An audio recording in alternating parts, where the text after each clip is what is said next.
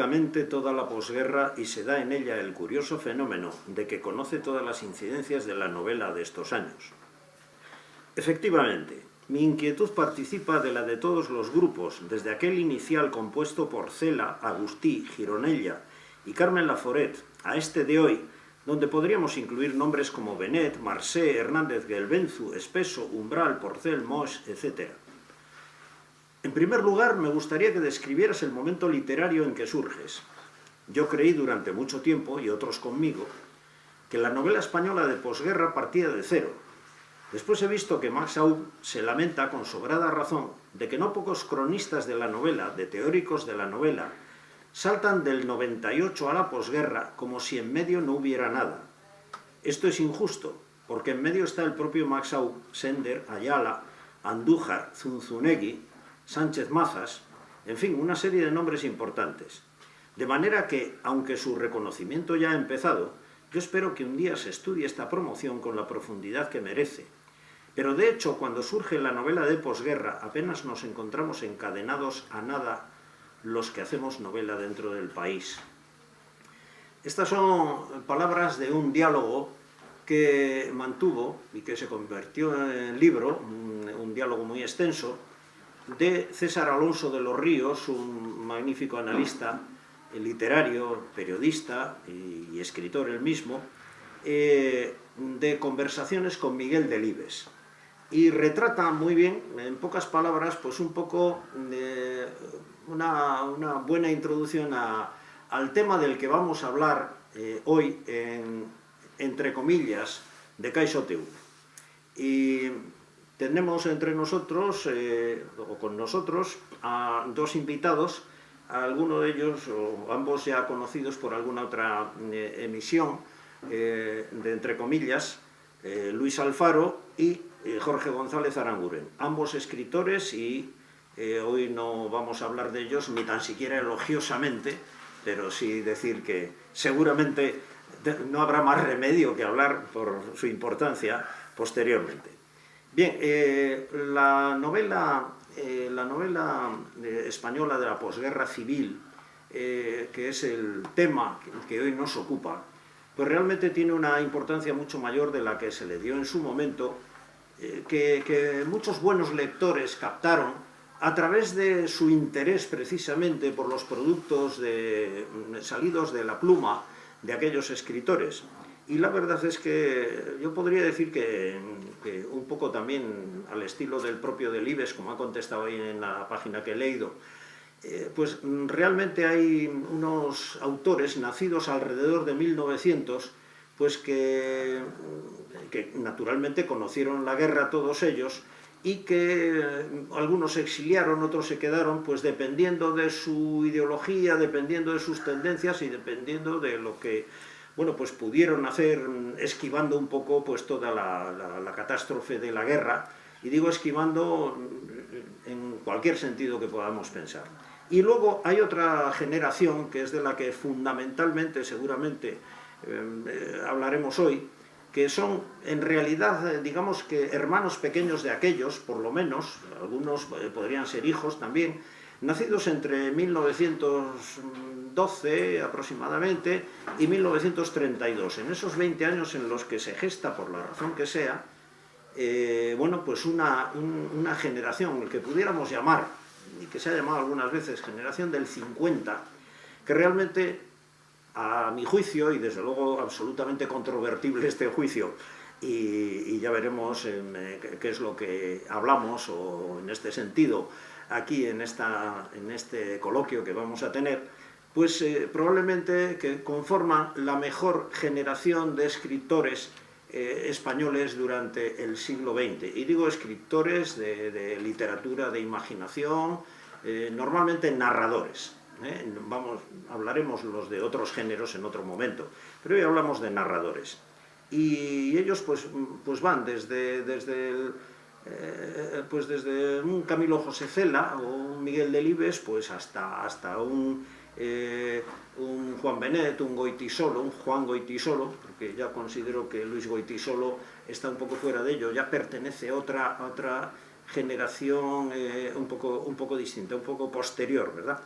Y bueno, pues nada, con esta pequeña introducción pues vamos a empezar a hablar al ritmo que quieran nuestros invitados de la novela española de la posguerra civil, que desde luego da mucho para leer y da mucho para hablar también, y que desde luego va a permanecer, a mi juicio, como he dicho, como una de las grandes generaciones de la edad contemporánea de la novela española. Bueno, pues vamos a ver qué os parece. Jorge, que te veo que inicias. A mí me apetece hablar precisamente de los escritores de la posguerra española, porque de ella nos hemos alimentado, o me he alimentado, me voy a poner en primera persona, porque justamente son ellos los que han podido producir en los escritores que ahora tenemos ya, pues hemos cumplido ya, o estamos ya en el número 8, en el 70, en el 80 de años, digo, pues un impacto, y de los que hemos aprendido lo poco, lo mucho que sabemos, ¿no?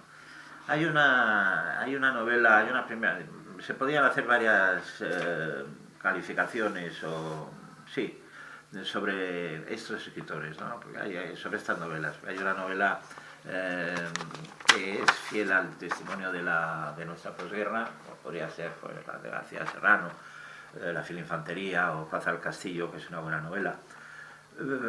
Alguna otra interesante, un poco se habrán leído División 250, Tomás Salvador, yo la recomiendo porque es la novela de la División Azul, y justamente se encuadra en esto que digo, la novela que se centra en los avatares de nuestra guerra civil. Luego hay una novela pues puramente testimonial o realista, ¿no? En ella pues cabrían muchos nombres, ¿no? Desde Cela, pues no sé, a Benet, pues estaría Benet, estarían algunos escritores que de mi predilección, como podría ser Luis Romero con La Noria, con Esas sombras del trasmundo. La novela realista pues sí abarca un espectro bastante amplio, ¿no? Y luego está la novela lírica, que se ha llamado novela lírica, no sé si el término, el adjetivo es muy acertado, en la que se encuadraría gente pues como el propio Ferlosio con Alfangui, que creo que fue su primera novela, Ana María Matute con Primera Memoria o con El pequeño teatro, Carmen Kurz. Sí, quiero hacer un inciso para decir que en esta generación de escritores de posguerra hay bastantes mujeres, y mujeres que escribían espléndidamente, ¿no? He hablado de Ana María Matute, he hablado de Carmen Kurz, pero podría hablar pues de Sally Sachs, podría hablar de la novela La Plaza del Diamant, que me parece, junto con la obra de Conbear y la obra de Josep Pla, de lo mejor que ha dado la literatura catalana, traducida naturalmente al castellano. Y de modo que entre la novela realista, que digo, un ejemplo podría ser La colmena, a la novela puramente lírica, que podría ser Tres y un sueño, de Ana María Matute, ¿no? Y también me gustaría hacer hincapié en una editorial que ha tenido la gran virtud en estos años que llamaron de plomo, de ilustrarnos a los neófitos, los que entonces teníamos una determinada vocación de escribir, ¿no? Y es la editorial Destino. O sea, Destino, a través de su colección Áncora y Delfín, pues ha descubierto grandes talentos, e incluso algunos cercanos a nosotros, como pues José María Mendiola, con Muerte por fusilamiento. Yo tuve la oportunidad de conocer a Vergés y a Masoliver, que dirigían entonces la colección Áncora y Delfín, y tenían una gran virtud, que lo que más les apetecía, dicho por el propio Vergés delante de mí en Barcelona, era descubrir nuevos talentos. O sea, no solo era vender la novela de alguien que estaba asegurado el éxito, porque era un escritor conocido, sino descubrir pues gente que hasta entonces no estaba en el ranking de los escritores. Bueno, eso que dices, Jorge, bueno, nos introduciría en el tema de los editores, de los verdaderos editores y de los editores que buscan otras cosas. En realidad al editor lo que le gusta es encontrar una buena obra y empujarla, sacarla adelante, ¿no? Y yo creo que en este sentido la editorial Destino, y a su frente estaban estos dos que has dicho, Vergés y Masoliver, pues realmente dio un verdadero empujón. Y yo recuerdo, pero es que en palabras a continuación de las que anteriormente he leído, dice en una contestación Miguel Delibes, dice: la aparición de la novela de posguerra está para mí ligada a 4 nombres. Por un lado, Ignacio Agustí, Cela y Carmen Laforet. Por otro, el premio Nadal. Nada, Mariona Rebull, la familia Pascual d'Artel y la institución del Nadal, que tuvo la fortuna de nacer con Nada, que está por ahí la novela, ¿verdad? Sí, una de sus muchísimas ediciones, fueron a mi ver decisivos. Es que el papel de los editores, que algún día tendremos también que hablar de ello, porque claro, es uno de los pilares de la literatura, ¿no? El editor, por lo menos en los tiempos modernos. En otros tiempos quizá no estaba tan dividido el trabajo del libro como lo está hoy. Pero yo creo que muy acertadamente has planteado el asunto. Yo voy un poquito más allá, en el sentido de que ahora me parece que quizás, porque tengo una irremediable tendencia al pesimismo, de que hoy los editores siempre apuestan por el libro que a priori creen que se va a vender bien. El caso de Destino... Claro, pues el caso de Destino era el de... Diferente, se jugaba. A mí me publicó Destino, con una novela que ellos ya sabían que no iba a pegar demasiado, porque justamente trataba de la guerra civil y de un soldado republicano, ¿no?, en el frente de Andalucía. Y ya sabían que no iba a ser un boom, ni mucho menos, pero a ellos les gustaba el sacar nuevos nombres, el que se distinguiese Áncora y Delfín por ser una editorial que descubriese talentos. Pero eso es muy importante. Claro, pero que el papel del editor, a nuestro juicio, de los que escribimos y de los que nos gusta la literatura, pues ese es el descubrimiento, eso es el gran papel que nosotros consideramos de los editores, como de los buenos productores de cine. También el descubrir talentos relacionados con el cine, ¿no? ¿A ti qué te parece, Luis? Bueno, yo pienso que efectivamente esas son 2 de las patas de la mesa. La tercera pata sería el agente literario, que además que en España generalmente son mujeres, o por lo menos las más importantes agentes literarios son mujeres. Yo tengo recogidos algunos nombres, por ejemplo, Carmen Malcés, que lanzó todo el boom de la novela sudamericana, Antonia Kerrigan, Mercedes Casanova, Raquel de la Concha, que ha sido verdaderamente el agente literario. Hoy en día, además, viniendo a esta situación actual, si no tienes un agente literario no sales adelante, es imposible. Claro, esto lo mismo se da en todos los mundos artísticos, ¿no? Si no tienes alguien que te conduzca por ahí, que te lleve y demás, no tienes ninguna forma de salir. Yo, de todas formas, quiero decir una cosa, que la novela española de la posguerra ha arrojado un montón de escritores, porque en este momento tenemos un boom enorme de escritores, pero es que en aquellos tiempos había mucha gente que escribía. Gente que o bien tenía que usar un seudónimo o bien tenía que esconderse en otros nombres, por mujeres que se escondían en el nombre de su marido, pero tal. Y de esa época han desaparecido prácticamente, para el lector de hoy, la mayoría. Es decir, que bueno, nos queda aquello que comentábamos alguna vez, ¿no? Que es, no sé, que la fama es aquello que un apellido que se comenta muchas veces, ¿no? Pero en estos momentos, si repasamos nombres que en nuestra época, cuando éramos jóvenes o cuando empezábamos a escribir o lo que sea, eran de lectura obligada, porque eran los bestsellers de su época, pues no han quedado nada. A Gironella, ¿quién le lee hoy en día? Pues poquísima gente. Y es un buen escritor, para mi gusto. Pero bueno, La mujer de otro, La edad prohibida, que eran los bestsellers de aquella época, que todos lo leíamos, no sé, con 14, 15 años, pues hoy en día a nadie se le ocurre ya plantearlo, ¿no? Quizás sea porque tenemos más de 14 15 años. ¿No? Y luego otro, por ejemplo... Realmente ¿no? Sí, el tema está propuesto. Sí. Otro de los nombres que yo me acuerdo de aquellos tiempos, no sé si porque estudiabas en el colegio, y en el colegio te metían estas cosas así obligadas, era por ejemplo José María Pemán, que era una institución en aquellos tiempos. O sea, hablar de Pemán en estos días, hoy en día, es bueno, y efectivamente, ¿no? Si hablamos de esas cosas, probablemente tendríamos que, nunca se sabe cuántos, o sea, qué en fin, qué emisiones vamos a hacer de entre comillas, pero nos va a dar para eso también, para hablar de lo que es literatura en un momento, de lo que no se considera tal y luego aparece, o de aquello que desaparece, bien desaparecido, y otros que desaparecen incluso injustamente, porque también eso ha pasado. Yo voy a lo siguiente, ¿no? Luego otra cosa que me interesa mucho destacar, ¿no? La literatura española de posguerra es una literatura, en líneas generales, muy aseadita, por no decirlo, con excepciones, con grandes nombres. Hablamos de Cela, es decir, Benet y tal. Dice, pero lo que no ha sido una literatura tan innovadora, si quieres, como fue el teatro de aquella época.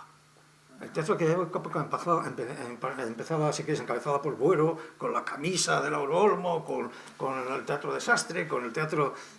Un teatro como muy dinámico. Yo me acuerdo, por ejemplo, Carlos Muñiz, un dramaturgo hoy totalmente olvidado, tiene un entremés, o llamarlo entredía o entrehora, porque es pequeñito, que es El caballo del caballero, que aquello era verdaderamente fabuloso. Bien, en la literatura española, quitando a Juan Benet como un innovador, o Martín Santos, lo demás ha sido una literatura muy aseadita, muy bien construida, muy bien narrada, con grandes autores, con dominio de la prosa, pero no ha sido una literatura rompedora. Ya no digo al modo de Ulises de Joyce y demás, ¿no? Pero sí un poco de esto. Por ejemplo, Juan Benet tiene una literatura que no tiene ningún punto y aparte, tiene una obra, no me acuerdo de este momento el título. La verdad es que era muy pesadito. Una meditación. Juan Benet era muy pesadito, ya hay que decirlo. Era un gran escritor, perdona, pero era muy pesado. O sea, para el lector que no está muy puesto, resultaba un poco... Claro, efectivamente, porque era un adelantado también. Ten en cuenta que en la época a mí me parece que era exigente. Que ha sido uno de los grandes de la generación del 50, sí. Yo sin duda, pero vamos, aseadito no ha sido realmente contundente, fuerte. Yo también querría hablar, porque estamos en el País Vasco, quería hablar de Ramiro Pinilla, que para mí ha sido el escritor más potente que ha dado el País Vasco después de Baroja, pero vamos, no tengo ninguna duda. Con una trilogía en la que trata de la conversión, por decir así, o de la transformación del mundo rural vasco, y con el mundo rural de los principios nacionalistas en la transformación o el paso al mundo industrial.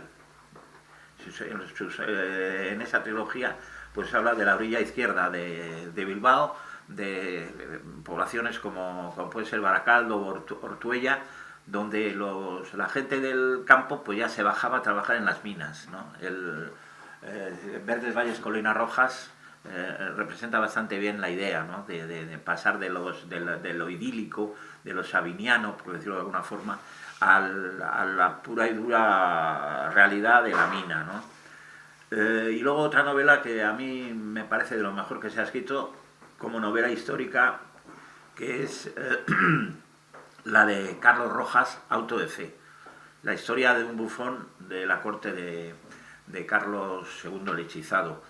La novela histórica, es que hoy se atreve mucha gente con la novela histórica y vemos que son novelas históricas que no tienen nada históricas, o que son refritos, cosas que se inventa sin recurrir a demasiadas fuentes ni a demasiada documentación. Pues el escritor se atreve con la novela histórica. Y la novela histórica, pues para escribir una novela histórica, pues a lo mejor uno se tiene que pasar 10 años, ¿no? Y acudiendo a una bibliografía exhaustiva.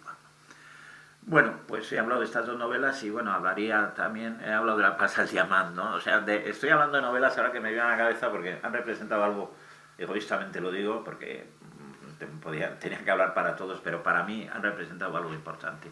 Quería hablar también de Bear, de Villalonga, el mallorquín, también porque me unen lazos de mucho afecto con la isla, y que también es una saga, es una historia magistralmente contada, que además se ha llevado al cine con relativo éxito, y que refleja muy bien el mundo de la burguesía y payesía, por decirlo así, que me perdonen el palabra, de la payesía, de los payeses mallorquines. Y luego, pues claro, no tenemos tiempo, pero podríamos hablar de muchos títulos y de muchas obras, y incido de nuevo en porque de ser agradecido, ¿cómo es eso? De buen nacido ser agradecido.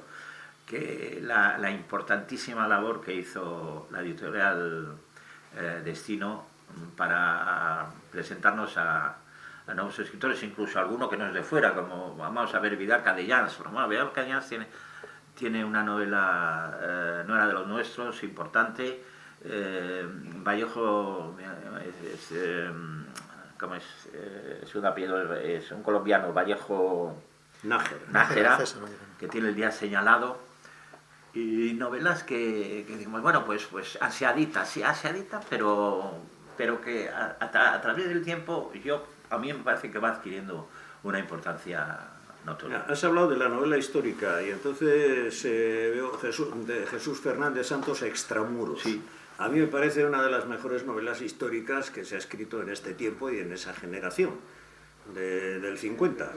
Realmente, que también trata del siglo XVII español, que tanto juego da a veces para sí, para lo que fue. Perdona, tiene además Cabrera, que la presentó precisamente Cabrera, en Mallorca. sí, Yo estuve Cabrera. el día de la presentación. Sí. Cabrera. Y es muy interesante por ver la historia que nadie había contado hasta ahora del primer campo de concentración del mundo, que estuvo en Cabrera, y que mandaron allí, después de de la Guerra de la Independencia Española, a los franceses, a los que habían capturado y que se habían quedado aquí, los mandaron a la isla de Cabrera, donde el gran problema es que no había agua, y muchos de ellos murieron prácticamente de sed, ¿no? Una novela... Era un hombre, lo recuerdo, era un hombre triste. Tiene Extramuros, que es una novela muy triste. Sí, yo le conocí y me hizo la impresión de ser un hombre y una novela espléndida que impactaba. es El libro de las memorias de las cosas, que es una de las más deprimentes, si se quiere, desde un punto de vista, si se la toma emocionalmente. Lo que ocurre es que yo siempre, en fin, recomiendo que la literatura hay que tomarla a través de la cabeza y después te llega o no te llega la emoción y todo esto, pero claro, a la hora de considerarla, porque si no se puede morir uno, ya no pasa, pero vamos, es que no pasa de Homero, ¿no? En el caso de que vaya uno a empezar a llorar, ¿no? Y no digamos de Dickens o de Dostoyevsky, ¿no? Esto se puede, de todas maneras, se ve que es que nos da para muchísimo, y si empezamos a hablar, yo creo que cada novela nos daría los minutos que esta emisión tiene. Pero bueno, continuaremos con el tema, y ya desmenuzando incluso más cosas, escritores y obras. Y lectores. Y lectores, bien, y lectores y editores. Que es muy importante, ¿no?, el tema, porque desde luego cada época tiene sus escritores y sus lectores. Exacto. Que tienen que ver con algo que es la sociología también, ¿verdad? Y que, bueno,